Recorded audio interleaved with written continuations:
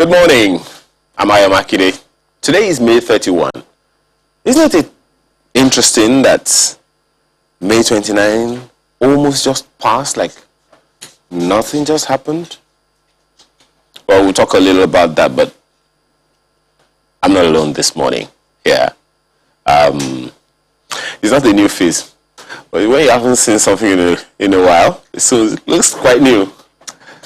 Good morning, Gandhi. Oh, it's a beautiful morning. It's a beautiful Monday morning at that. Oh dear, I missed saying that. Yeah. Good morning. Welcome to Sunrise Daily. I'm Kayode Okikelu.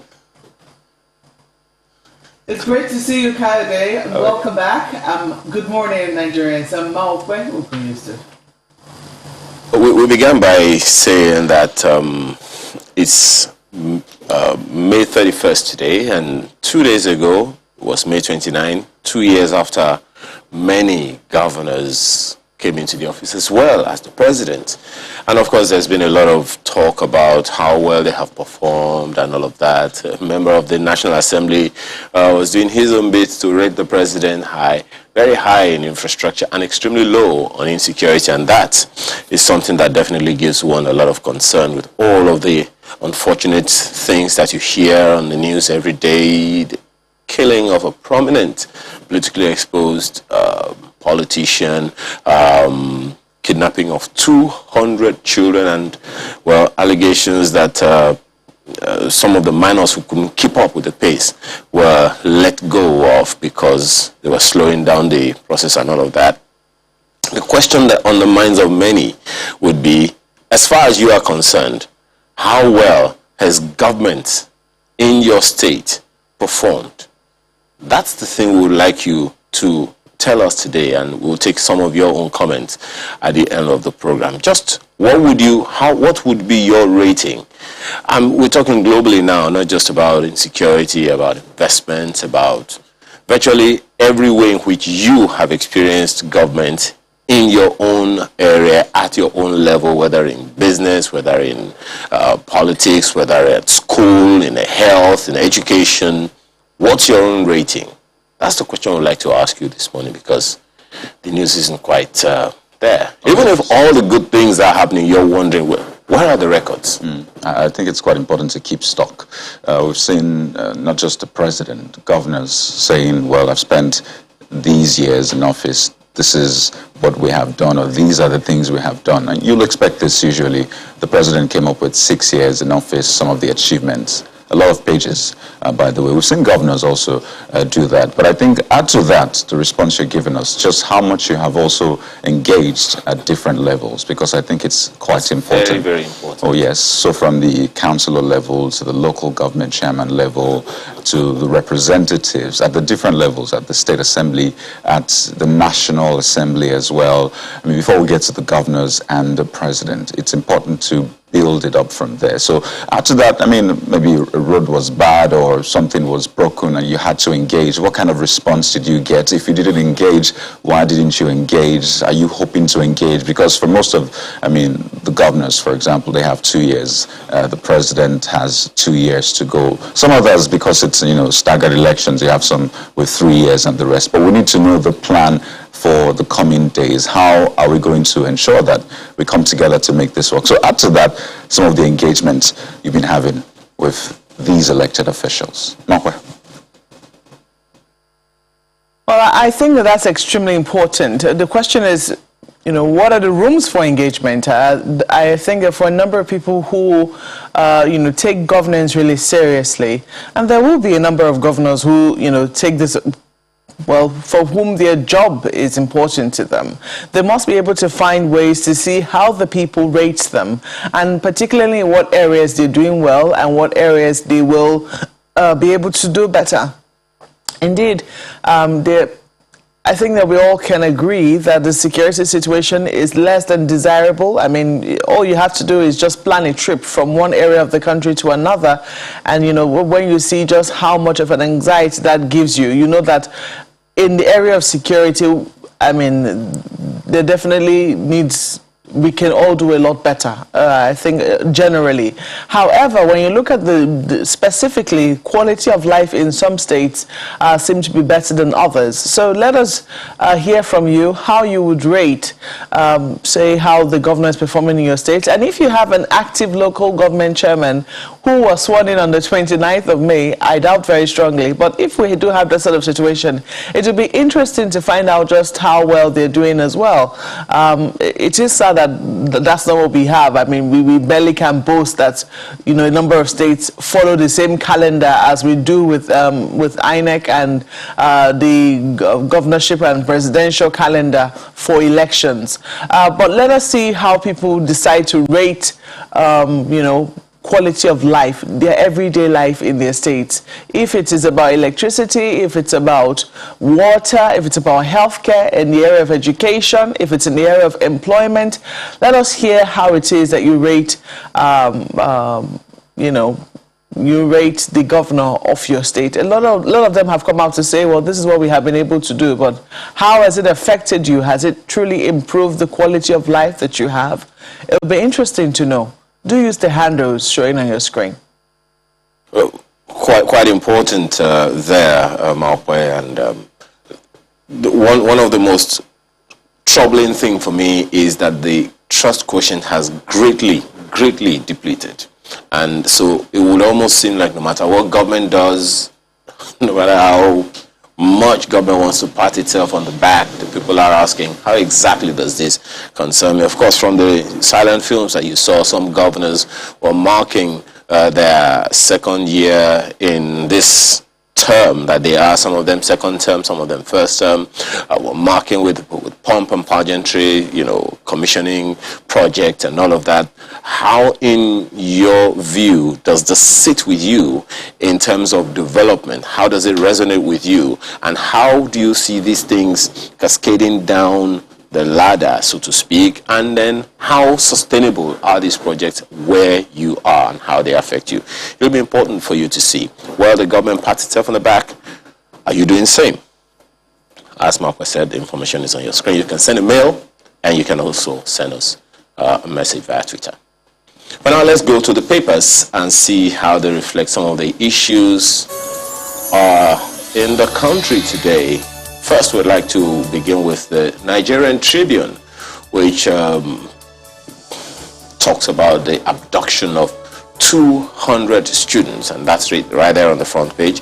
About 200 students kidnapped in Niger State.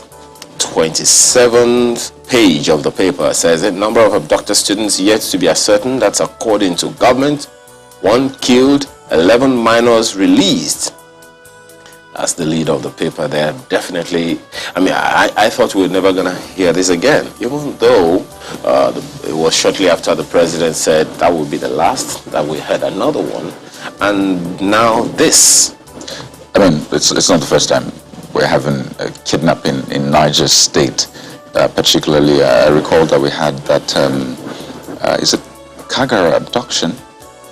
That was in Niger, 42 students. That was in February the 17th. So, I mean, how many months ago we had the situation, and now even more students have been kidnapped in Niger. There's a lot to say about this, but it's not normal.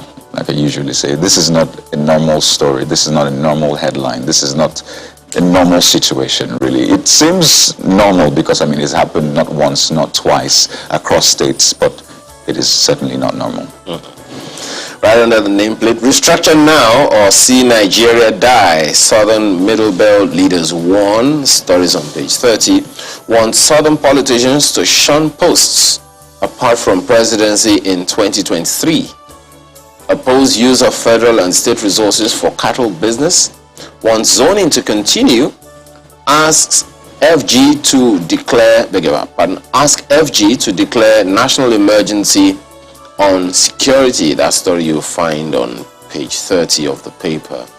Well, it's all happening at a time when on the one hand, the National Security Summit by the House of Representatives, and then the constitutional review process is on across a number of states. And by the way, it seems the The one in Imo State has been postponed indefinitely. Yes.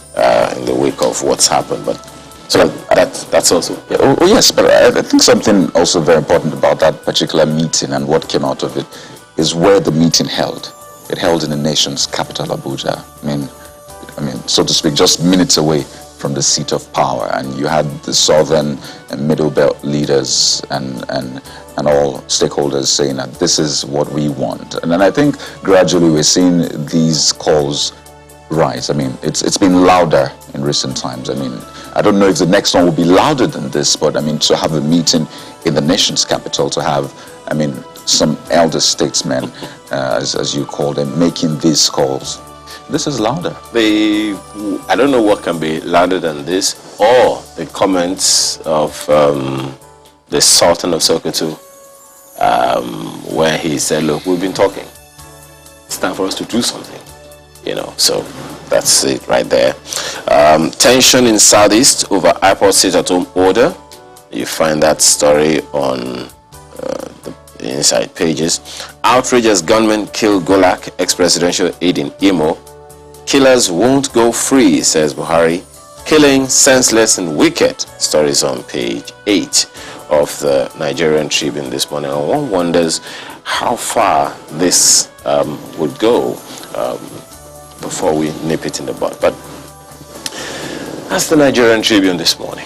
Well, let's take a look at the Vanguard for you. The Vanguard leads with controversy. That's right. That's the lead. Controversy emerges over MBS's Q1 21 GDP statistics. Well, maybe not the lead.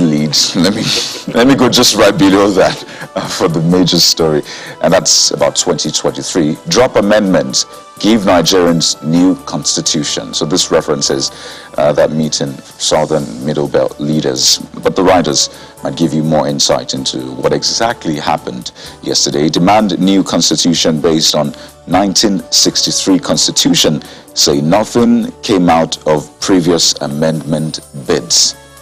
That's one. Nigerians will die if not restructured. Let me take that again. One Nigeria will die if not restructured. Insists presidency should go to South in 2023. That's 3. Adds FG's attitude to Southern governors Asaba resolutions cavalier. That's 4. Condoles with families of Atahiru. 10 others. That's 5. But clearly there's so much more from that, and you find more details on page 5 of Vanguard newspaper. You see, Yoruba Nation agitators storm Idiroko attempt to open border.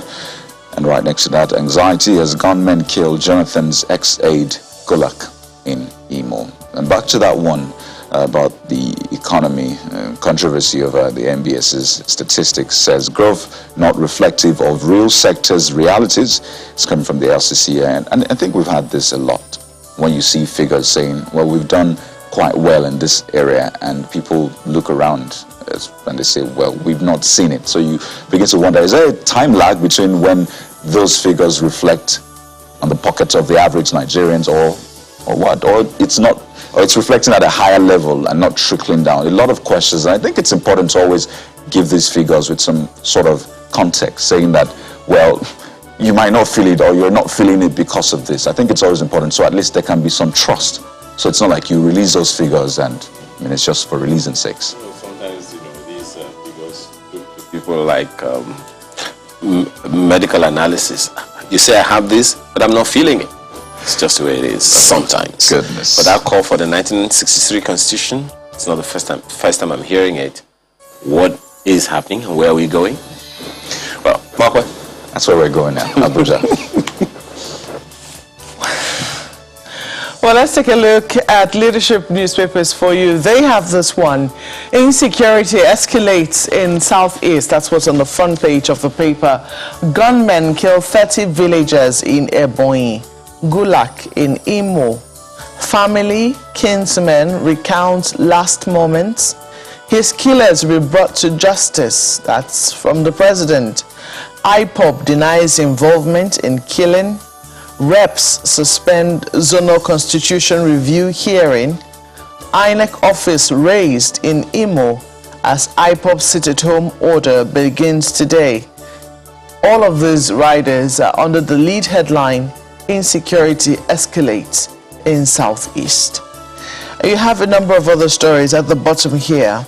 Again, bandits kidnapped 208 from Niger school, kill 2. And this is coming as, the students of the Greenfield University regained their freedom yesterday after, over a month of being in captivity. So just before we could even celebrate or heave a sigh of relief, another set of students have been taken again. Or you might want to read details on page 7 of the paper. You also find this one there, 12 federal roads for concessioning as federal government opens bid tomorrow. And at the bottom, controversy trails ownership of NNPC retail outlets. That's also there on the front page of Leadership. Let's leave it there for the paper. Take a look at what the paper says on the front page of Blueprint this morning. It is also as concerning Gulak's murder repulsive, gruesome. As ascribed to the president, you find that on the front page, and it goes into page 6 to give you some more of that. Vows to deploy resources against criminal elements. Imo government must give account, northern youth threaten. He was killed by professionals, says Fani Kayode. I'm shocked, in pains, says former President Jonathan. Late politician moved out of hotel unprotected.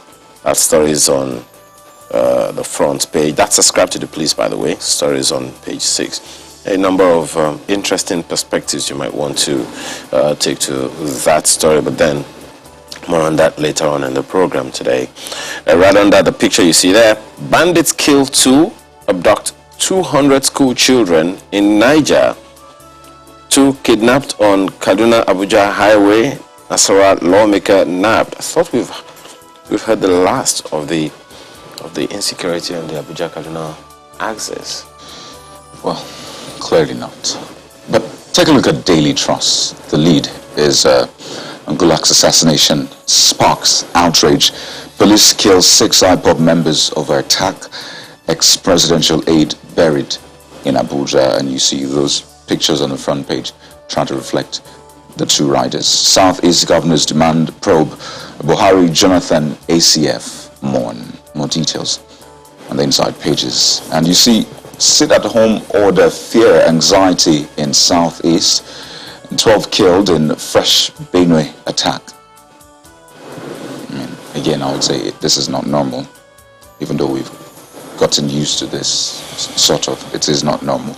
And you see many students abducted as bandits attack Islamia school in Niger. But let me take just one more from the front page of the Daily Trust. And this is quite shocking. You see, 41% of family businesses will decline this year. That is credited to PwC, 41%. That's almost half. So you're wondering just what magnitude of decline are we looking at? I mean, there's a lot of questions, really. So what's concerning would be, please, I don't want, it's important for one to pick up the papers and find out why that would happen, and what can those businesses do to stave off the decline, because you know that most MSMEs are family based, especially in urban areas of the country. Absolutely. And at a time like this, when of course huge insecurity challenges and so many things like that, I think it will be good for people to find out exactly why and how can they make it not happen to them. Yes, it's good. Off the top of my head, really, I can actually think about three reasons at least, but it will be interesting to find out what the PwC is ascribing. You wanted to be a guest on this program. You just as well have given us those 3. I mean, some of these things, you already know them. But hey, Daily Trust for you this morning. Mark Webb. Well, let's take a look in New Telegraph. You see there, COVID-19, or they're looking at health now. COVID-19 danger looms as 135 Brazil, Turkey, India inbound passengers escape from isolation. Lagos goes after fleeing passengers. Dangles 5-year jail term on absconding travelers. Begins second dose vaccination. Well, let's not forget that these countries are still grappling with the rage of only God knows what wave they're in now. But they have a particular strain that has proved rather fatal and dangerous. So having people from this country come into our country without any checks or escaping isolation, as we're seeing on the front page of New Telegraph, should worry those who will be hosting them or those who will come across them. So I hope that citizens will take this very seriously and look for how we can cooperate with the state government if they are going to tell us where these escapees went or what state they're in, to help get them back into isolation. Let's look at other stories you find here. Tier 1 banks extend dominance as assets hit 38.5 trillion naira. You have a number of other stories right at the bottom. Insecurity, bandits kill one, abduct over 200 students in Niger. Herdsmen murder 12 people in Benue. It would seem that every week now you can do a count of people who have been murdered, particularly in Benue State, and it is really worrisome what is going on in that state, and if any special attention is going to be paid to what is going on there. Well, let's leave it there for New Telegraph. I don't think we've even given enough attention to what is happening in Benue, because with the news making the rounds and a lot of talk on social media, it'll be good for us to find out exactly what the body language of government or authorities at various levels have to say to that. Abuja Inquirer this morning is talking about some tough time ahead for Abuja businesses, and that's what you have on the front page. Pay multiple FCT and area council taxes. Isn't this one of those things that PW say could end businesses? Maybe this is the fourth on the list that I have, maybe. Well, it's definitely not a funny scenario when businesses have to literally scavenge for survival. That's what you have on the front page. Insecurity, reps suspend constitution review in Imo and Abia. That's what you have on the front page of the Abuja Inquirer this morning. Take a look at Nigerian News Direct. Lead story, Southeast boils. Gunmen murder Gulak, Jonathan's ex-advisor. Destroy INEC, bomb immigration office. Gulak's killers will not escape justice. It's coming from President Buhari. I mean, it's a lot for you right there.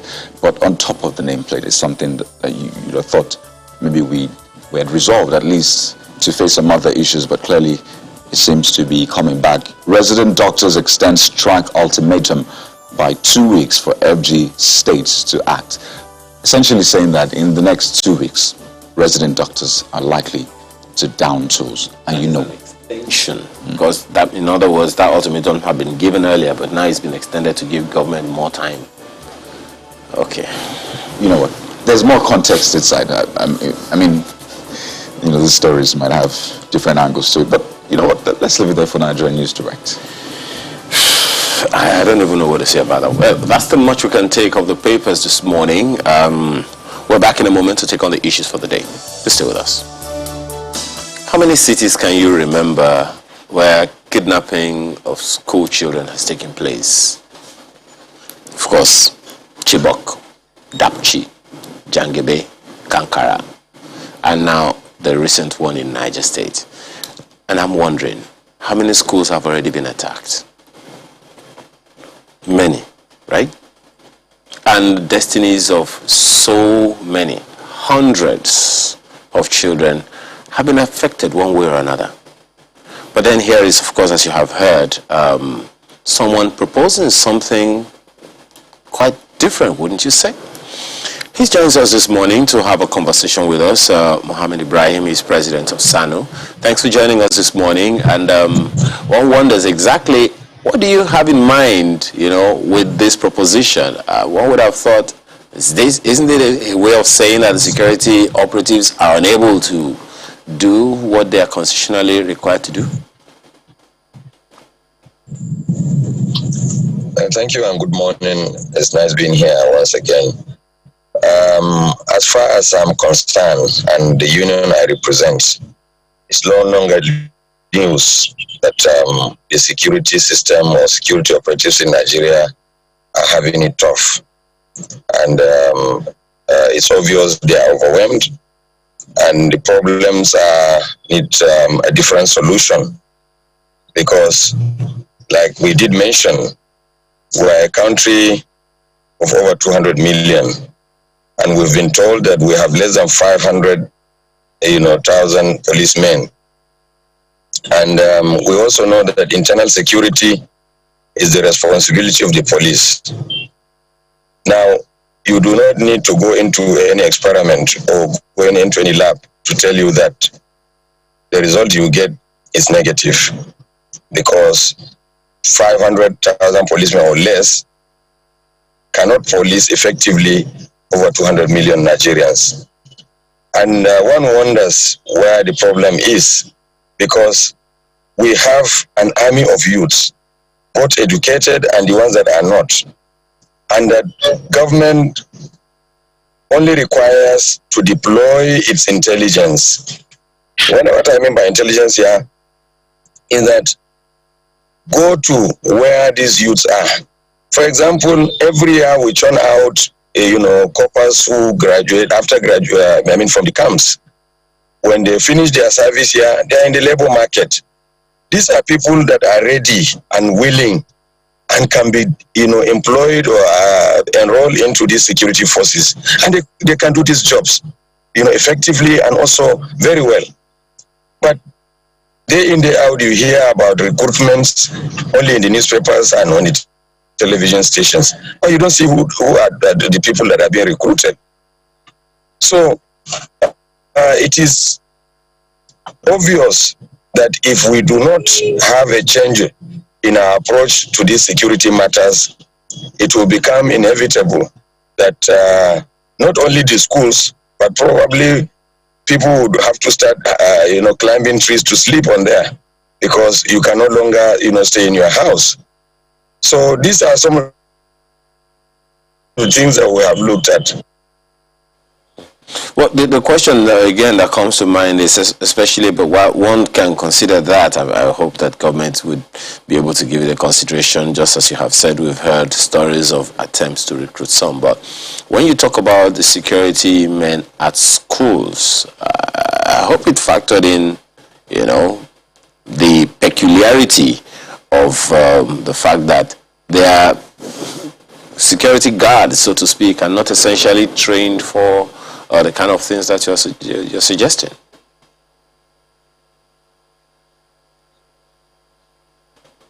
Okay, I guess we'll have him back in a bit, but it's quite a lot of things to pack into the conversation. Oh yes, absolutely. I mean, first, it's important to know what we have on ground at this point. I mean, what is the arrangement like in universities? I know that there are university guards and the rest, but I also believe that there should be some sort of police presence in universities currently. Now, how much or how that works is a question we'd like to ask him, of course, to get his response. So the question would be, how do we build up to this? Because ensuring that we have, or at least making this happen for security guards in university might mean, or might need some tweaking of some laws, really, because the police is the only agency, or at least police is one of the agencies that are meant to carry arms in the country. But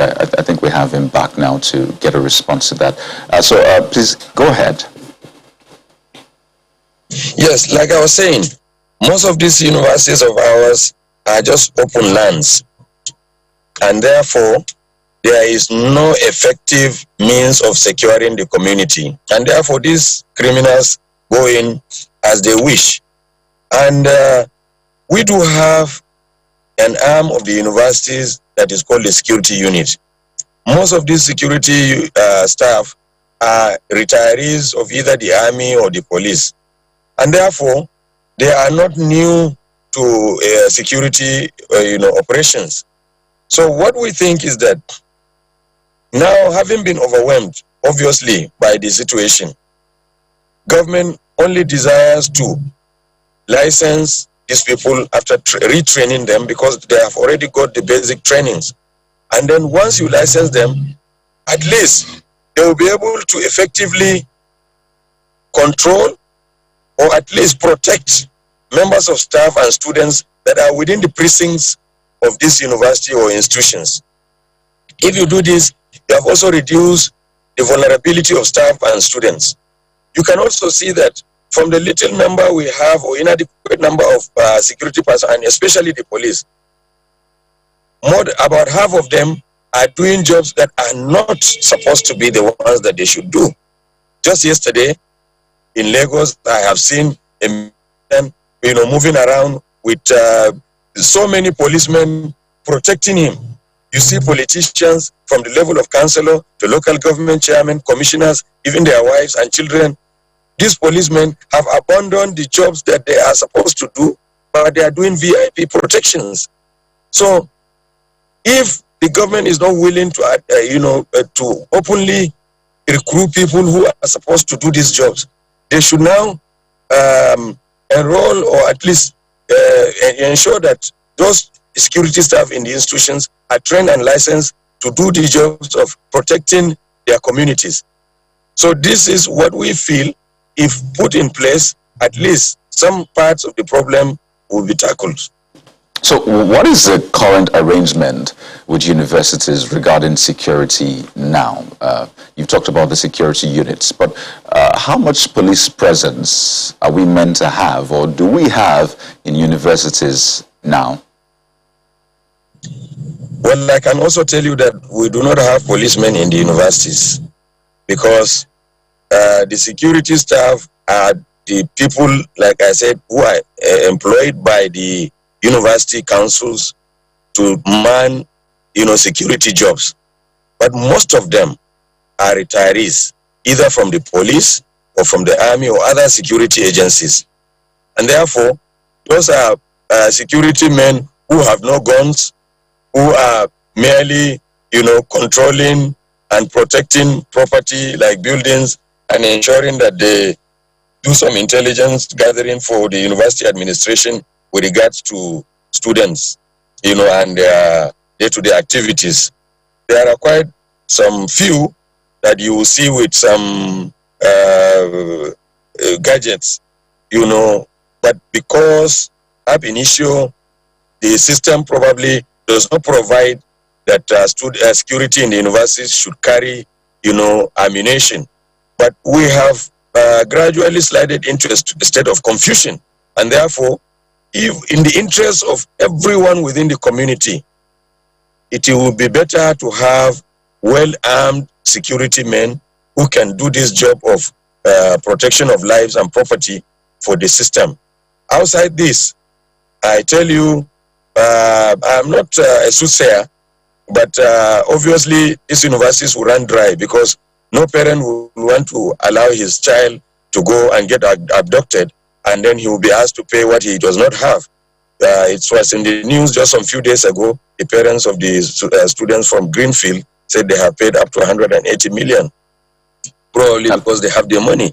But most of the students that are in the public universities, whose parents are very poor and from poor backgrounds, who work, and at the end of the day, they don't even get salaries, because we also remember part of our agitation is that most of our staff or staffers in the state universities and also other universities in the public sector have been working for several months, and they have not been even paid their salaries. And where they even work and paid, they get mutilated salaries, and some of the allowances that they are supposed to access are not also being paid. So if they fall into the trap of these terrible people called kidnappers, how would they get the money to, ransom, pay the ransom for the rescue of their children? So the security state at this point is that we have a civilian security system where the security personnel will hardly do anything outside a settlement of squabbles between the universities and some members of the community.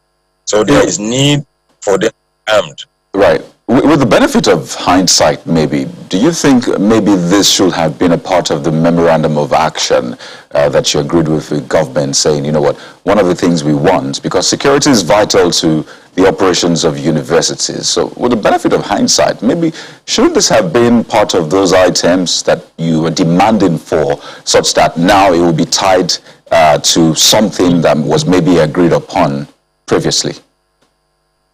Yeah, one cannot but agree with you totally, because but also know that whatever we are discussing with government with regards to our MOA, this is something that started about 11 or 12 years ago, and by then the situation was not as bad. So like you said, with the benefit of hindsight, there is nothing wrong in giving government being proactive without necessarily waiting for the prompting of any union in the university to do the needful, because no one would like to trade himself, you know, or his life for doing a job that he is not satisfactorily taken care of, and then also at the end of the day exposes himself and his family. We have seen situations where you know, these kidnappers go into this university, pick professors, pick students, pick other members of staff, and then you know, punish them, beat them up, collect their monies, you know, and it has become like a thrift society where they do this at their will. And you realize that even the communities that are living within the university precincts have become virtually a target. Not only the university communities, but such communities that are living outside and within the precincts of the university, where locals come to do their businesses, have also become targets. So it's a whole gamut of problem, and that government should, as a matter of urgency, address these problems. Just last night, we were told that about 200 students from an Islamia school in Niger, and Niger State has become, you know, the latest bride in the news, because it's like everything has totally collapsed in terms of security in Niger, in Benue, in Imo, in Enugu, in Taraba, in so many states. So, short of calling for or supporting this idea of declaring an emergency for security, we really need to save and secure our communities. And the only way out is that I still insist that we are not short of the numbers of people that should be employed or allowed to be recruited to do security jobs. Well, they are all over the place. Anywhere you go, any community, any state. Mr. Ibrahim, you identified a problem just moments ago. You said that, I mean, you've been in Lagos and you saw police officers doing things, jobs they're not meant to be doing. That's a big problem that you identified. So, I mean, pending the time, who knows how long this will take or if this will be taken on board, don't you think that first that should be solved such that more men can be freed up to man our universities, spending the time that, you know, these discussions can go on, maybe the laws that are meant to be tweaked would be tweaked. Don't you think that problem should also be part of things you're agitating for? Well, that would have been the best, but you know, it has become like a ritual. Every IG that comes on board, he will tell you that he has withdrawn police from private individuals, from politicians, but it's just for a week or two, and then thereafter you see them all over the place. It's no longer news. Everybody knows that once you have your resources, you have your money, all you need to do is to reach out to the police, and because also they are not properly funded, probably they need, you know, such patronage to also take charge or solve some of these their problems. But everybody knows that VIP protections have become a lucrative business for the security agencies in Nigeria. It's not only the musicians, religious leaders, every pastor, every imam or alfas, everywhere you go, you see policemen guarding them. If you go to wives of politicians, they're all over the place.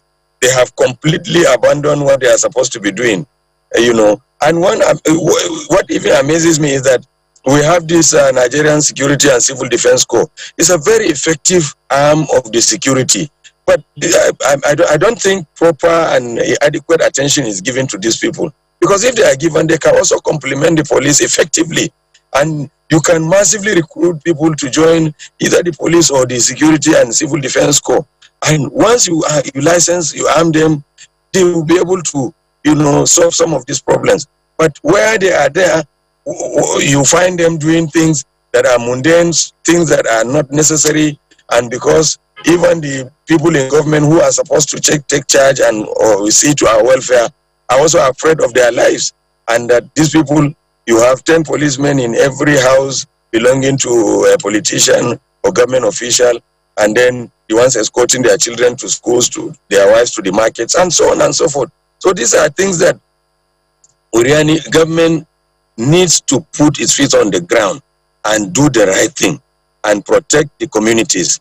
Education is something that should not be toyed with. We know that there is this terrible group that came up from the northeast saying Boko Haram education. Their agenda is to ensure that schools, education is completely stopped or wiped out. And they have now gotten in, some people, another people that are helping them, the kidnappers. Who knows? Maybe they are also part of it, because what they are what they are doing now is scaring students from going to schools. So if the students cannot go to school, automatically the education system will collapse, and then everybody will remain at home. And these children, when they grow up, they are not educated. You know what it portends for us in the community. Well, you've raised a vital issue that's been a concern, as you said, for every Inspector General of Police that's come into office, protecting politicians and all. So the question that I think one would want to ask you is, do you think it is something that members of the National Assembly should make a resolution on, that, policemen should do only the jobs they are constitutionally, required to do, and not just protect just about anybody? Do you think it is something they will be willing or happy to do? Well, that is if they are not culpable, or that is if they are not part of the problem. Because you also realize that most of them are the ones, being protected, and their families. You have a legislator who is in Abuja, already moving with 2-3 security officials, sending about 10 to his village, and where you have 3-4 wives, you have another set of 10 or 20 policemen guarding those families. So that is if they are not part of the problem. But this is something they should do without any prompting, because that is why we have elected them.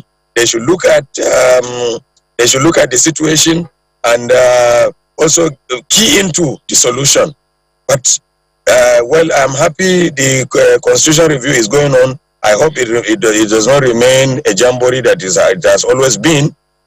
If anything reasonable should be done, this should be a matter of urgent national importance, issue of security, and that everything should not be left out, and such suggestions that we have brought to bear now, issues about recruiting more police or arming, ready markets, or willing people that are, or trainable people that should take charge of security in institutions, should be something that the National Assembly should quickly key in by, legislating that, all these VIP things should be withdrawn, and that the security officials should be allowed to do the jobs that they are meant to do, pending when maybe if the situation improves, or because nothing stops, people hiring, trained personal security guards. We have security companies who can train, bodyguards, and who can also, have this, as jobs for the people. So I think government should also stamp its feet that this personal security should be provided by firms that are providing security, bodyguards job. It happens in elsewhere. If you go to the US, most of the bodyguards are not, official police of the government, but security personnel that are hired from companies who provide such services. These are things that can be done, and without necessarily removing or changing the Nigerians from reducing the number of policemen who are supposed to be doing these jobs. Well, talking about Nigerians, and perhaps in line with the suggestion you and your organization are making, the former President Obasanjo said recently that the security challenges can best be handled by Nigerians both home and abroad. If you agree with him, how do you see Nigerians helping out in tackling the insecurity challenges? Well, Nigerians at different level or strata can key into security issues by a very fundamental thing like, intelligence gathering. These traditional and local, our traditional rulers play a vital role hitherto in securing communities because they have a retinue of people who work with them from the level of the wards up to the level of local councils up to the state. But if they are not empowered, if they are not recognized constitutionally, if they are not financed, how do you expect them to do these jobs, willingly and also with all pleasure? So Nigerians can key into security projects if government gives a level playing field, if government gives encouragement, if government also recognizes the role of the private citizen, because you are also aware that many a times when you take information to the police or other security agencies, you're also vulnerable because somehow the security gets this information leaked to, or this information is leaked to the criminals, and they come back to you, and you know what comes up later. So the onus is of government to provide the level playing field, to ensure that, to also agree that Nigerians, the role of Nigerians will be recognized, and that such issues would also help. But where government is just playing to the gallery, they will tell you to do this and do that, and at the end of the day, no much effort is put in place, or no recognition is given to people who are willing to help the security agencies. Certainly, the patriotism that you expect from us or from Nigerians generally will not be there.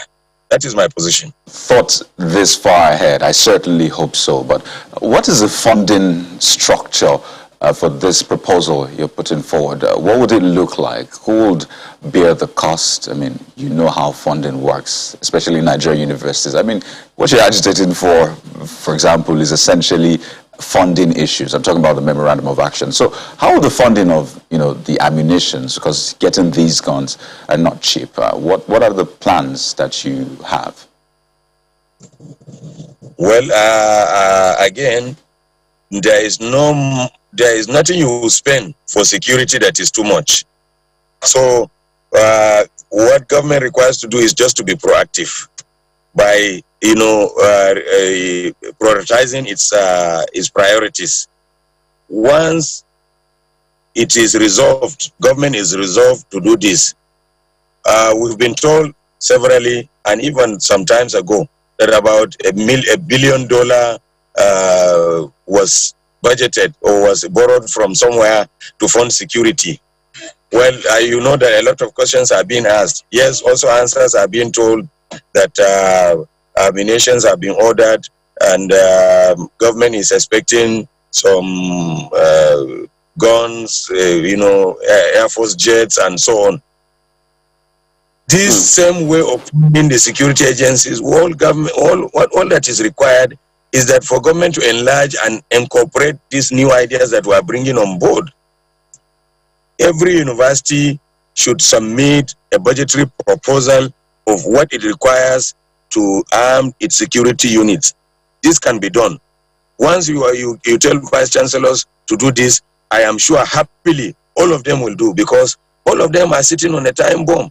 Because no vice chancellor will be happy to have his students or his staff being, getting affected. Yes. So all government requires is that as universities to submit budgetary proposals for funding for proper funding of security, and this can be done and effectively too. Well, we have to thank you very much for your perspectives this morning. Mohammed Ibrahim, President of SSANU, thank you so much for your time and your thoughts.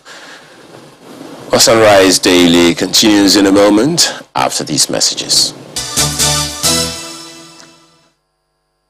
So yes, there's still a lot of questions around those attacks we've seen on electoral offices across the country. I mean, we'll do an analysis of that just in a moment. But let's join Mr. Onai Komu, security consultant, this morning to take a look at, these security issues. Good morning and thank you for joining us on the program. Just before you came on, we were having a conversation around arming security guards in schools to ensure that our schools are well protected. I mean, we saw the release of Greenfield students who were abducted, and just the next day, we saw another abduction of about 200 students in Niger State.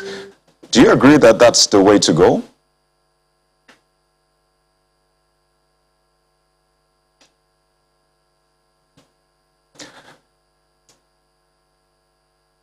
Okay, I don't know if you could just unmute your mic, please, so we can hear you.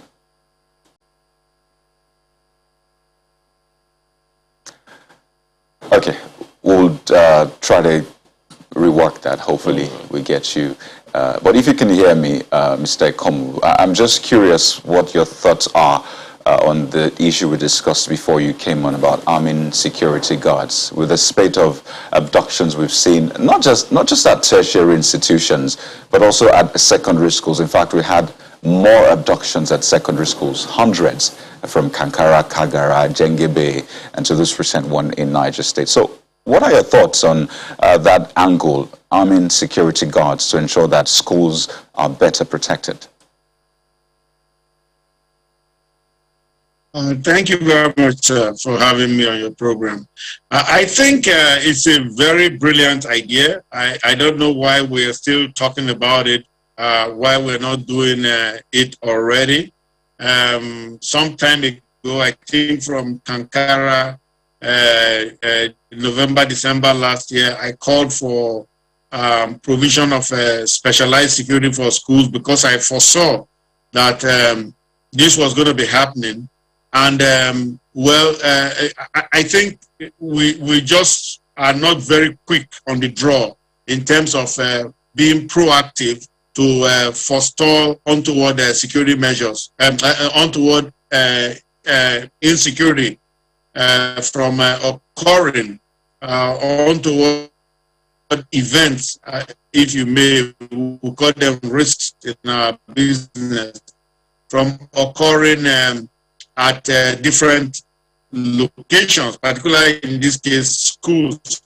And you know, you don't have enough police personnel. That's needed to go around. You know, I mean, police. If it is, I mean, private security personnel, or vigilante. That is really the genius in there. It is how you put it together so that it doesn't get away from you. Now, when we say arming doesn't go to the level of AK-47 every time. Like I keep saying, trying to educate Nigerians. Even just a double-barrel shotgun is enough to do the job. As long as there is deadly force capability on site, you know, that changes it. And as long as the persons carrying the weapons are trained and, you know, they are motivated, and they know their rules of engagement. Now, this is a non-brainer because we want to wait for schools to get burnt, for students to be kidnapped. I think yesterday in that Sali Utanko school in Tengina, Niger State, Rafi local government, they grabbed over 200. You know, I mean, we can't keep going through this. We just released 14 from Greenfield University. After killing 5, they released 14, and the parents reportedly paid 180 million naira. I mean,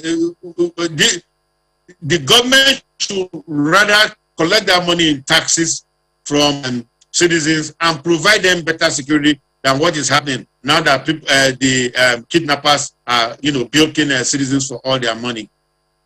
I think one major part of this, debate or conversation around arming security guards, especially for schools, will be just what kind of ammunition, and you've mentioned that. But from these attacks we have seen on schools, you hear that these gunmen, bandits come with AK-47. So if the security guards in schools will be armed with, like you said, double-barrel shotguns, and the bandits are coming with superior firepower, don't you think that already puts them at a disadvantage?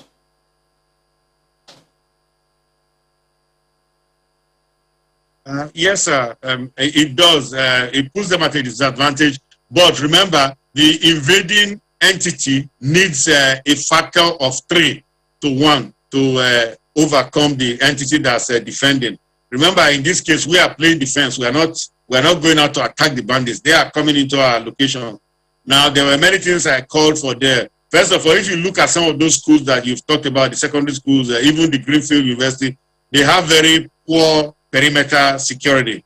They don't have air raid alarm. There was a school in Kaduna that was attacked by bandits. And when they put on their air raid alarm, the bandits ran away. I mean, just simple protective measures. That's what I'm saying, being proactive. Having the armed personnel on site, having a number of armed personnel on site is it's a last-ditch measure that will ensure that if there is a projectile encounter, that if there's shooting, at least there's some shooting from our side. And that will definitely deter them. It doesn't matter, even if they brought rocket-propelled grenades, they will fire one blast, and then they will reload or wait to fire a second one. Now, of course, AK-47 is a mean weapon. It spits out about 300 rounds per minute. It's a gas-fired bolt-action rifle. It's a very mean weapon.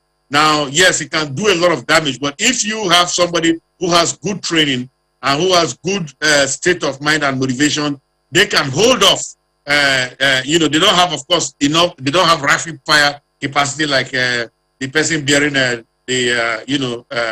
automatic weapon. But if they have enough cartridges, shells, and they are well placed in a good defensive position, they can hold off some of those attackers. Now, when you have 300 of those people coming, what I say to the guys carrying the double barrel is run. Just run for your life, fire some shots, run for your life. But I think other measures such as air raid sirens, call out protocols to that's rapid response capability, that is being able to reach out to the authorities to come in and assist you. Those kinds of things will help. Of course, the most important one is having safe havens in schools. Look at that school where they seized those girls in the recent one, the school, that's the secondary school. I mean, the hostel, the girls' hostel, was so poorly constructed. It didn't show that there was any appreciation of security measures. Now, being placed in that southern Kaduna, that Gwari Trough area, being located there already shows that you are in a very bad location. So it appears that we don't want to do any security assessments ahead of even enough, then go somewhere else. Don't put kids' lives at risk because clearly the government is not able to protect us. Well, Mr. Ahmed, let me expand this conversation a little, especially around security at schools.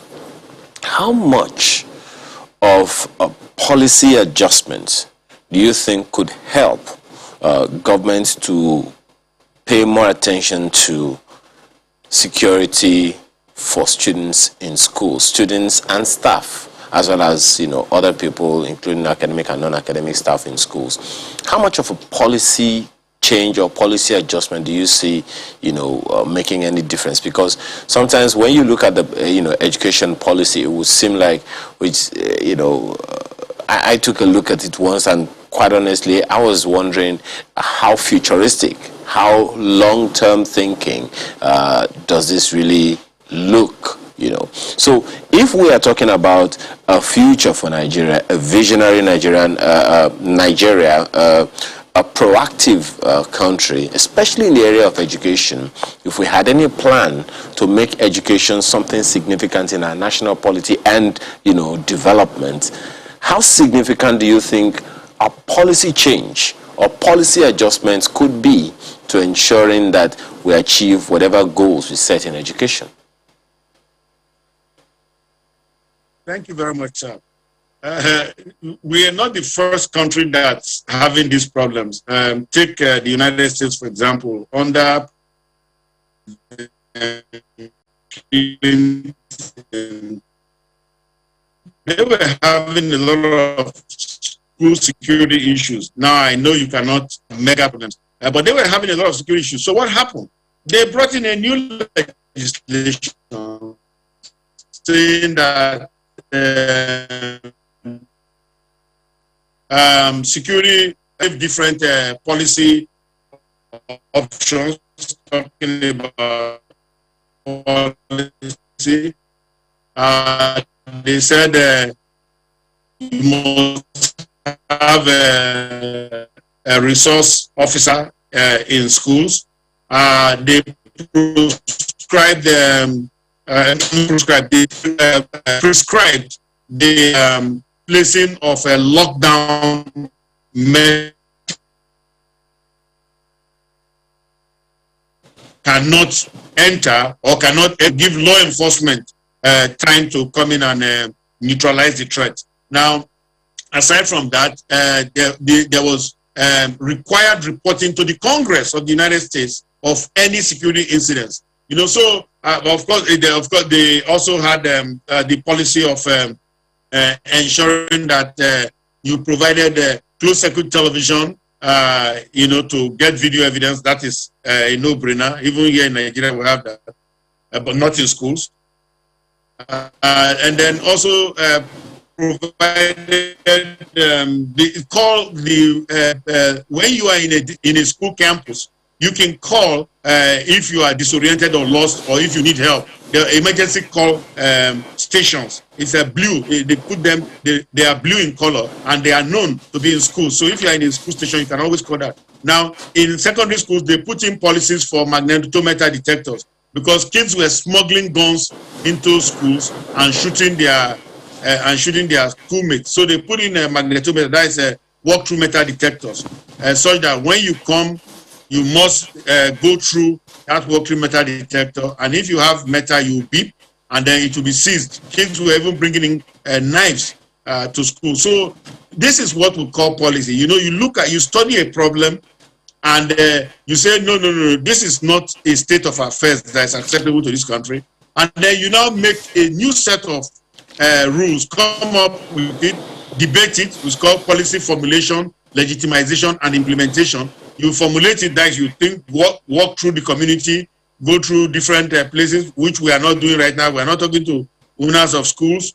We are not talking to school administrators. We are not talking to even the regulators like the ministry. I remember when the school in Kano was attacked some years ago by Boko Haram, and many students killed. There was a bombing attack in there. I called then for the minister's resignation. But I mean, nobody has resigned. Nobody resigned then, and nobody is resigning now. Why is the Minister of Education still there today when all these kids are being attacked in the school? I mean, it's shame on our public officials. So, so I think what I want to say here is that we need to come up with decent policies. And this is one of what part of your conversation, our conversation this morning, that look, we don't have enough. We already recognize that nobody should kid themselves or kid us. That, oh yes, we do have enough people who can cover it. They are not able to. They can't even run rapid response. So in that case, let us have a situation whereby at each school location, and if schools don't meet minimum security requirements in terms of physical security measures or even electronic security measures, you should, or even personnel security measures, that is a number of guards and what have you, you should shut them down or suspend their license until they meet the requirements. it shouldn't be an all-comers affair, because this is for public safety. You are doing it to secure members. And like you said, Mr. Makinde, something very important in the life of this country, the future of the country, the students. You know, if these guys don't go to school, they will become agberos. They become motor packed out. And then, you know, add to the security conundrum that we already have. Suggesting that unless this is done, it will sound like government is not paying enough attention or does not consider education important enough in the polity? Well, I don't know how to characterize that. I believe government believes that education is important. At least they will still make budgetary allocations for education in Nigerian schools, both at the state level and at the federal level. Is that significant enough to say that one gives enough attention to it? Sometimes you donate money to people. That doesn't mean that they're important to you. So sometimes this question is being asked because, I mean, if government considers this important to both the present and the future of Nigeria, one would expect that some of the suggestions you are making now, as you said earlier, would be a no-brainer.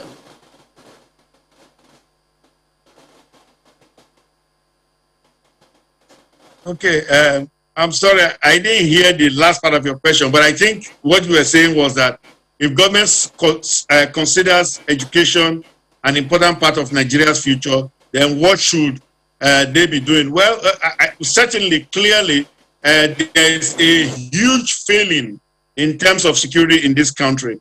The number of incidents, even just yesterday's incident here, in some places is enough to bring a whole government down.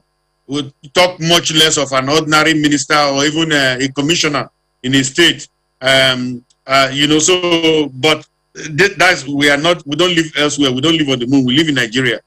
And in Nigeria, those things don't matter. So, but having said that, I think we need to take another look. We need to take a long look at security of schools, vis-a-vis education, and the trajectory of education in Nigeria, where it's going to land us. Because if we are going to be a knowledge-led economy, if we are going to be a 21st century, 22nd century economy, then these are things that we need to do now. Education is like building a house. You have to build down before you build up. You have to invest. You have to build the foundation.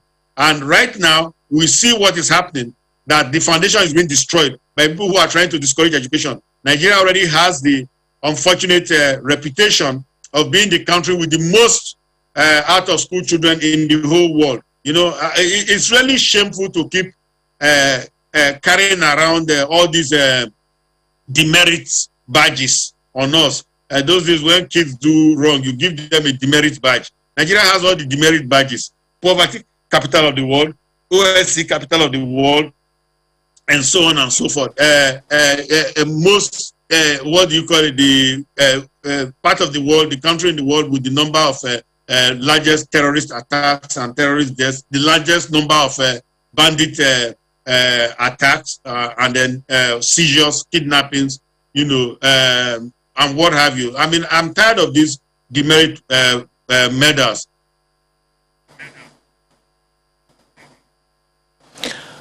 The question I want to ask is, when you say we need to take a look at, I've been wondering who the we is, because I do know that for some time now you have been saying that, you know, government is not exactly living up to its billing, and you have focused very strongly on what individuals can do to take their own personal security into their hands. However, when we have a situation whereby we do need government's influence, we do need government to take action, how do we begin to get around it? Because when we talk about matters of education and the number of students being kidnapped on a weekly basis, it will seem, what is left for individuals to do?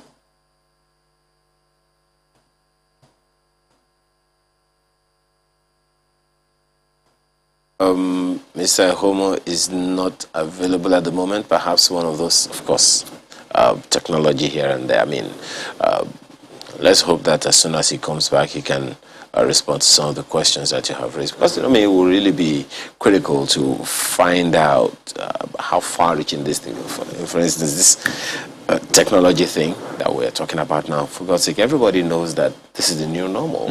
Why, you know, there definitely are brains all over the country to ensure that we don't have this kind of freeze, if I can use Oh, yes.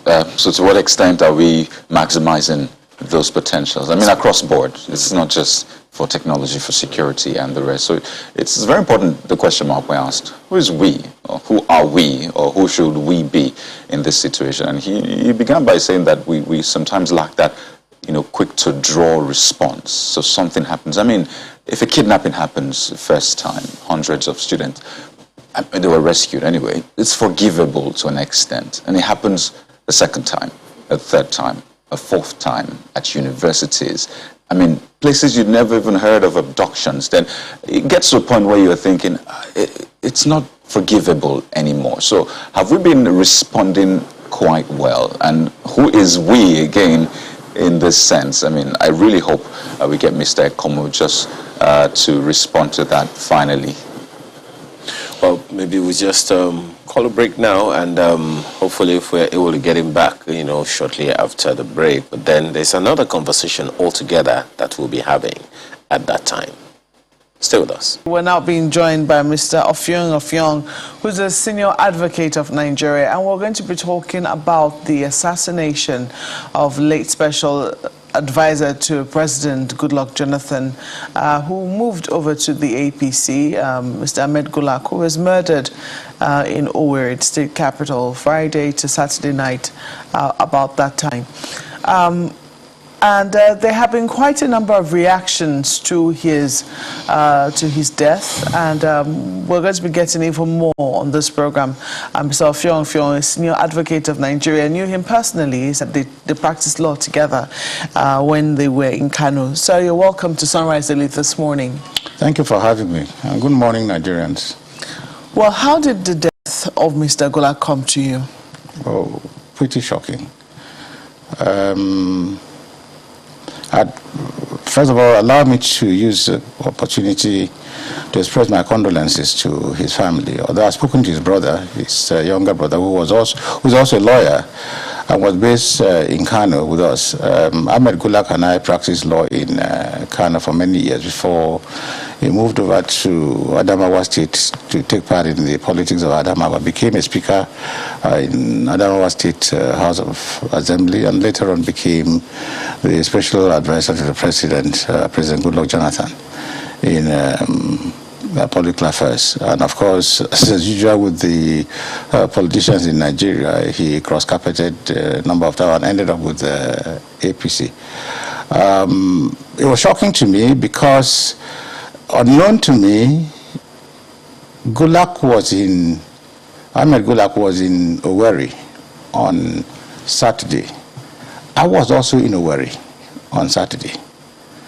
The experience of his going from his hotel to the airport and getting killed on the way is exactly the kind of experience I went through, except for the killing part of it. So, as I thought about Gulak, a number of things went through my mind. Number one was to say to myself, that could have been me.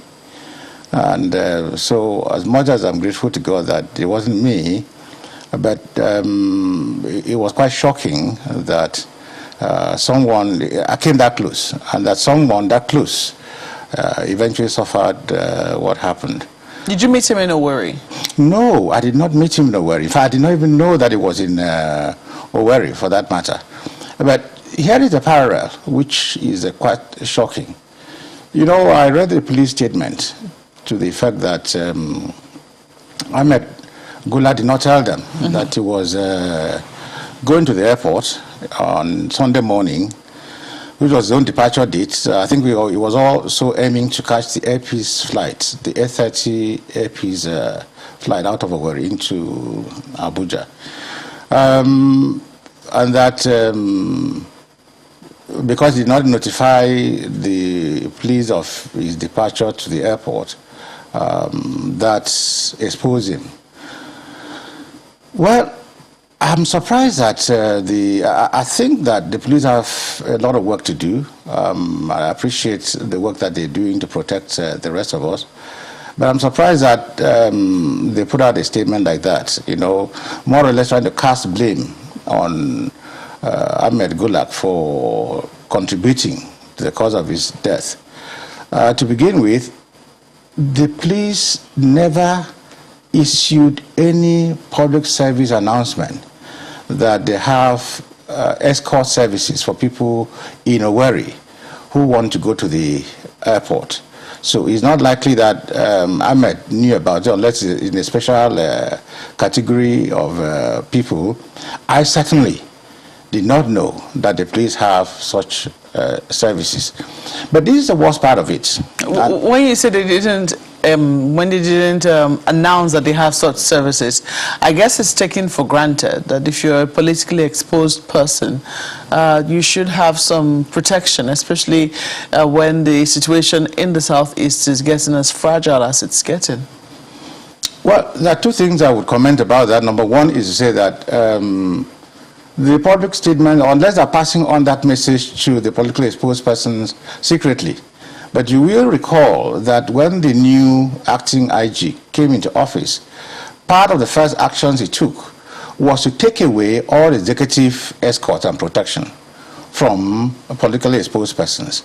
So I suspect that Ahmed would have been in that category as well. They made that announcement that they're withdrawing all protection and escort services for politically exposed persons in the southeast. So that's one part of it. But the second part of it is this. The condition existing in Owerri that morning. First of all, let me just say this. I've heard a lot about the state of insecurity in the southeast and so on. Incidentally, I went to the southeast for a funeral service. At that funeral service, in the church, the governor of Imo State, His Excellency Hope Uzodimma, was there. And what is more, he addressed the congregation. And part of what he said in the address to the congregation is that the notion that the Imo State is insecure is exaggerated. That people should go about their business and that the government was in control, everything was calm. So, if you were in that congregation, as I was, and you're hearing the governor, the chief security officer of the state, say that the insecurity is exaggerated, I think you will think to yourself that, okay, I'm not that insecure in this place. The second thing is that I went from Owerri to Olu for the burial, and I went back.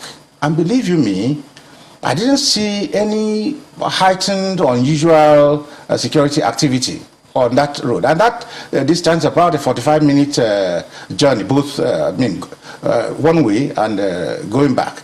That's second. But here is what really is of concern to me, and I think it should be of general concern to the general public, that on Saturday morning, when I was getting ready to leave for the airport, the police did not, the security agencies, let me not limit it to the police, did not issue any public service advisory that they were undertaking any security activities in Owerri on that date. So I got up, and by 6:30, I was in the taxi taking me from my hotel to the airport, only to get on the road and discover that all major roads leading to the airport were blocked. Driving through the... Were blocked by who? Okay, now, they were blocked by persons who wore the uniform of the security services. You know, an admixture, police, the military. So the major road, for instance, the Douglas Road, which is the major road leading to the airport, was blocked. And you could see a lineup of vehicles heading towards the Aba direction, trapped there. Now, I had an 8:30 flight to catch. That's a journey which normally takes about 45 minutes from the hotel where I stayed. Now, what we then found was that the driver who took us had to detour from the main road and try to find a way to sidetrack the roadblocks. And that meant he took us into different corners, different unknown routes. Now, the first thing you think about when you go into a different city and you are with a driver who is not your usual driver, you don't know him very well, is that one of the security tips you want to bear in mind is he taking you through the usual and regular roads. So merely by creating a situation in which we were now being taken through these unusual or unknown routes, they created a level of insecurity for us. Now, I don't know who advises them on security or who designed that security architecture, but what you now had is a situation where we were at the mercy of the driver. Now, if that driver, my own driver I'm talking about, was an evil-minded person, it was very easy for him to have arranged for me to be kidnapped. And that would be it. That would be another story. So I suspect what happened with Gulak that morning was that he ran into these same security roadblocks. And having run into these security roadblocks, the driver must have been looking for different ways of trying to beat these security roadblocks so you can deliver him at the airport for his 8:30 flight. And the problem you have with that is that you then enter into these unknown, uncharted territories. It's famous now, it's regular now, it's popular now to attribute any security challenges happening in the southeast or Imo to IPOD and ESN, Eastern Security Network. But the reality of the matter that over the years is that you've had Otokoto in Imo State. That wasn't caused by IPOD. So there have been other sources of insecurity in the area, armed robbers, kidnappers, assassins, and so on. So it could be any lot of this, but I give it to the police. If they say, because I've read a news statement where they say they found out that it was IPOD and the ESN who were responsible for this. No, they have since said that they were bandits. I mean, okay. They haven't, I don't think on this particular occasion they have mentioned IPOD specifically, but they have said that bandits were responsible for this particular killing. And I think that they've gone after a number of people whom they said were responsible. They have apprehended some vehicles and they said they've arrested some people. Yes. It's all very confusing now because a number of incidents has happened in the southeast, and one of them we saw that some people were killed as a result of an attack on a police station. Now it's not very clear if the people who were apprehended also lost their lives. I mean, some of them in this particular incident, but we do know that some people have been apprehended as a result of this particular killing. Okay, thank you for that clarity. But the point I'm hoping to make, at least with the security agencies, if they can hear us, is this. It would be helpful if you want to undertake security activities that you send out a public advisory to members of the public to be guided that this is what you are doing, because otherwise you can't then make a difference between the people taking the laws into their hands and law enforcement agencies. And perhaps in a situation, if they had put in that advisory, perhaps if they had also told the airlines to delay their flights while they are carrying on this, it will have assuaged the anxiety of those who were eager to get to the airport to catch their flights. Well, this wasn't done. Unfortunately, it has taken a very heavy toll. The life of Mr. Ahmed Gulak. And I'm really very sorrowful about this and truly shocked about this because I also know that my trip to Imo State was in company of a number of other, particularly clergymen of the Anglican Church, who were also returning to Abuja because it was the burial of the mother of the primate of the Church of Nigeria. And so there were a lot of dignitaries. So they could have, any one of them could have been victim to this kind of thing. So, going forward, looking to the future, we hope that the police will be more engaging with the public about what they are doing, so that the public too, rising from that information, can be more protective of themselves. And maybe if Mr. Ahmed Gulak had known that, he probably would have reached out to them to say, okay, look, give me an escort to take me to the airport. And they will still be alive with us today. Okay, well, from what I can read here now, I do know that I believe when the police say they have neutralized, it could mean that they have killed. That's what it means. Yes, they have killed the killers of Ahmed Gulak. They give out a statement excuse me, saying that they have recovered 3 AK-47 rifles, 1 pistol, 5 AK-47 magazines with 92 rounds of live ammunition, and they've also recovered 3 out of the 4 vehicles used in the attack. According to them, eyewitness accounts, especially the account given by the driver of the vehicle that was conveying Ahmed Gulak to the airport before the attack, gave a vivid description of the assailants and the vehicles they used in carrying out the attack. They were said to have used a Toyota Camry 2005 model with silver color, Toyota Sienna 1998 model with golden color, Toyota Hilux with white color, and a Lexus RX 330 with golden color. They have withheld their registration numbers for security reasons. So I think they've gone after those who they said that who they believe carried out this particular attack, and it would seem that they have been murdered. However, when you look at the number of vehicles said to have been involved in the killing of this man, you have to ask, do you think that this was political? IPOB has come out to say, no, we didn't do this. This man was of no threat to us. He was of no, we didn't see him as any threat whatsoever. He was of no concern to us. They should look elsewhere. The police authorities should look elsewhere. Do you think that this had any political I don't know, a political connotation yes, to it? Because when you look at who he is and how he's been involved also in the politics of Imo State, right from when the elections were held to bring in this particular governor, well, we know about the court matters that eventually led to his own emergence. However, in the APC committee, he was also the chairman who brought up candidates around on the platform of the APC. So when you look at that, do you think that could we be jumping to conclusions too soon? Okay.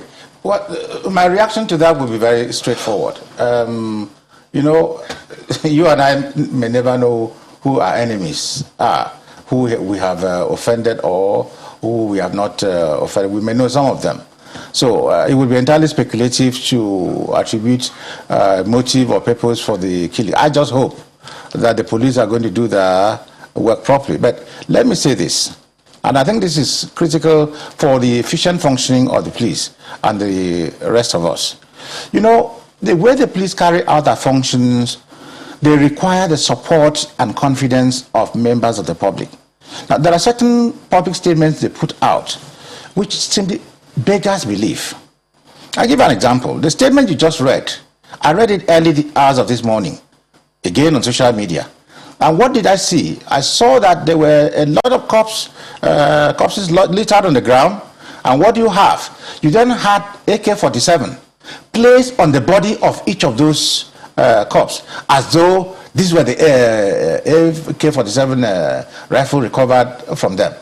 Now, it's obvious to me that that cannot be the death posture of those corpses at the point they were gone down. They will not have fallen down with the AK-47 very neatly arranged on their body. So basically, the police arranged that scene to have that photo ops taken.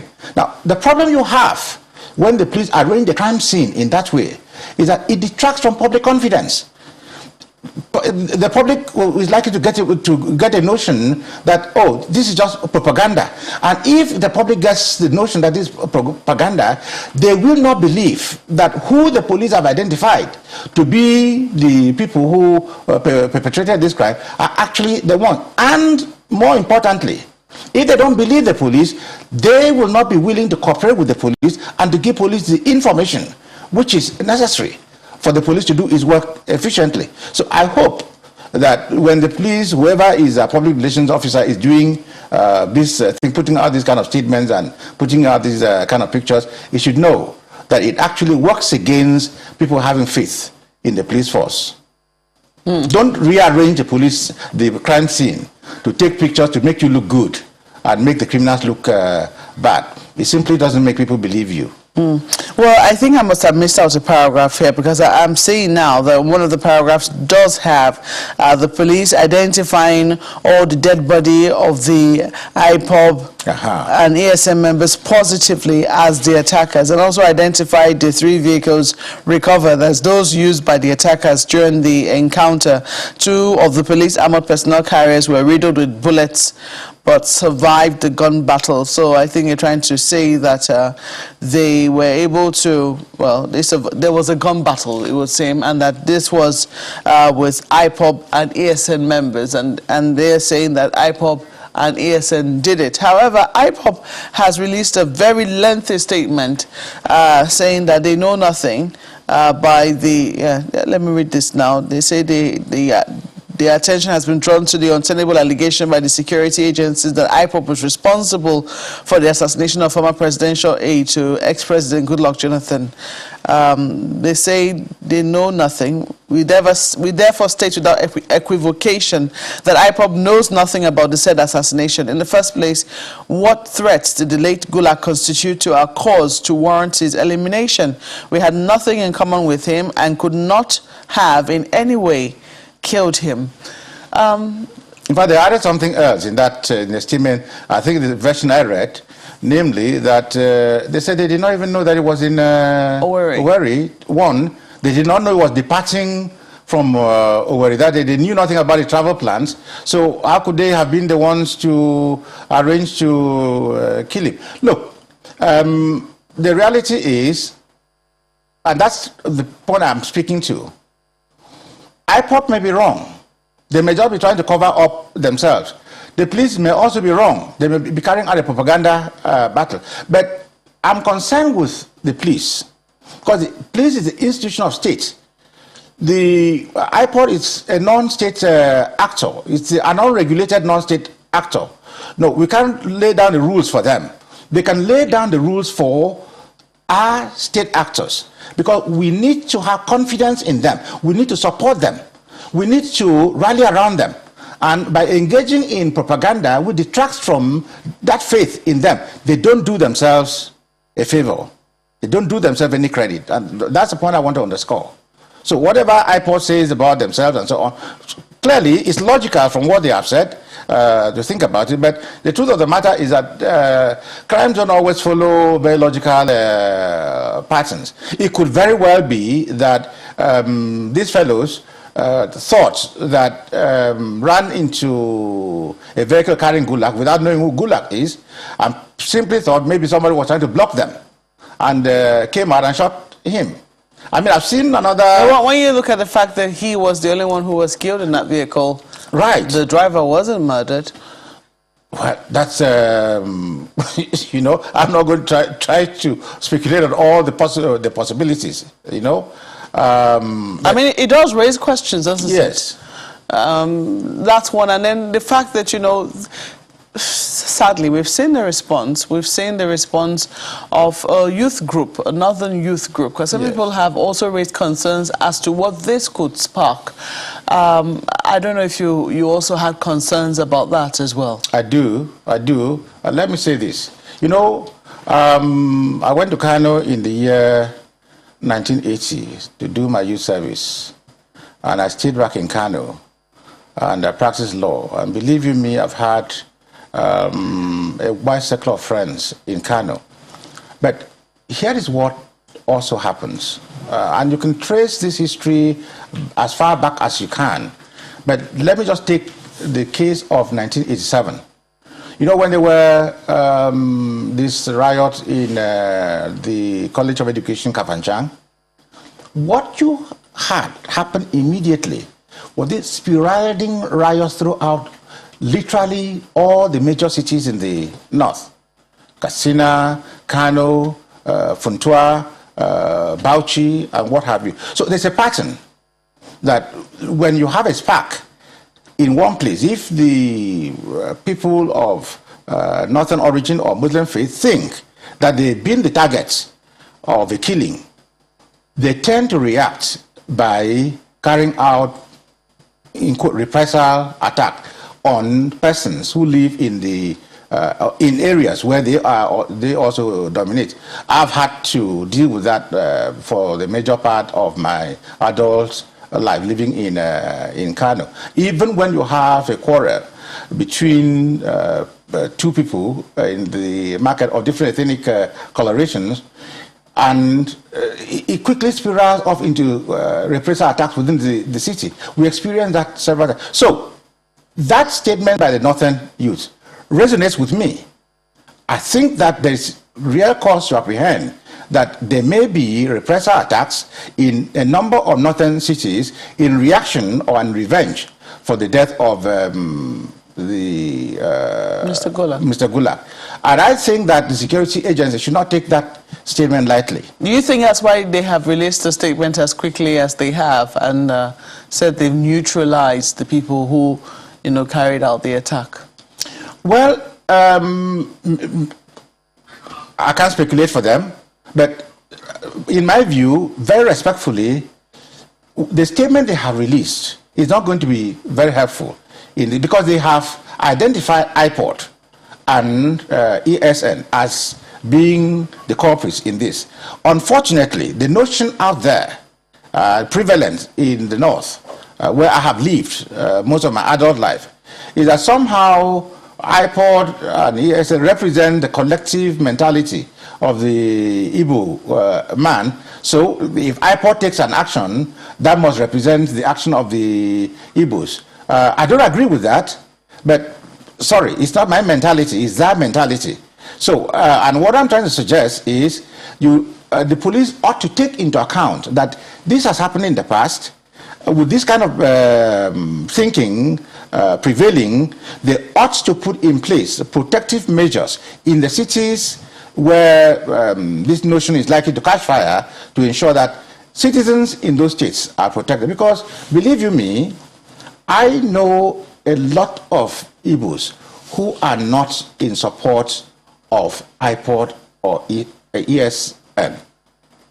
So the notion, I simply don't identify with the notion that any action taken by this group, IPOD, ESN, represent the collective mentality of the Igbos. No, I don't agree with that view. But that's me. All I'm really concerned with in speaking out is to say, please be aware that a mentality like this exists. And it challenges the security of the people who live in areas where this kind of predominant mentality rules. So take steps to ensure that you provide protection for them. How high is your level of confidence, though, that the real perpetrators have been brought to book? On a scale of 1 to 100, 100 being really high. I'm sorry that as of today, I would need a lot more information. I wouldn't give it more than 30%. I wouldn't give it more than 30%. Because, like I said to you, what I see happening, looking at that crime scene, that's propaganda playing out. So I do not know what the aim of that propaganda is. But propaganda is usually an admixture of a little quantity of truth with a large proportion of lies. I would think that what I saw from the crime scene, which they displayed, that could only represent maybe about 30% or less of what the actual truth is. I would be more confident if the police put down their heads and carry out a proper investigation. That investigation, that display, looks too artificial for me to believe that they've actually identified the culprits who killed Gulak. They may have been engaged in a gun battle with a group of people, but linking it to the killing of Gulak, for me, is a little far stretch. Well, we'll wait to see if the police will give us any more information on that. They have released a statement in addition to the picture you must have seen. But we'll wait to see if there'll be more information or whether they'll be willing to take questions just to shed a little more light and increase the confidence of people who'll be looking forward to the apprehension of those who would have committed this particular crime. Well, thank you so much for coming on Sunrise Elite this morning. Mr. Offiong is a senior advocate of Nigeria and a friend to the late Mr. Ahmed Gulak. Our condolences to you as well. Thank you very much. Well, that's all we'll have to leave it for this segment. We have a few reactions from you. Let's take a look at this. Hinta says, even with 1 million officials, there's still an average of 200 Nigerians to a cop. That's overwhelming. Tackle the issue from the local government level, and as it's taking time to debate on the state police, bring in private, I see PP there, as security surveillance and for information gathering. That's Hinta's suggestion. Well, certainly so many of those messages are there. Oladipo Richard, Iro, Simanglinki, Henry Wononu, and so many others. I particularly saw one from Oladile, and I think it is very, very strong, a very good one. But thank you so much for being a part of the program today, and have a wonderful rest of your day. I'm Ayo Makinde. I'm Kayode Kikere. Thanks for joining us. Thank you for watching. I'm Maopa Ogun Yusuf.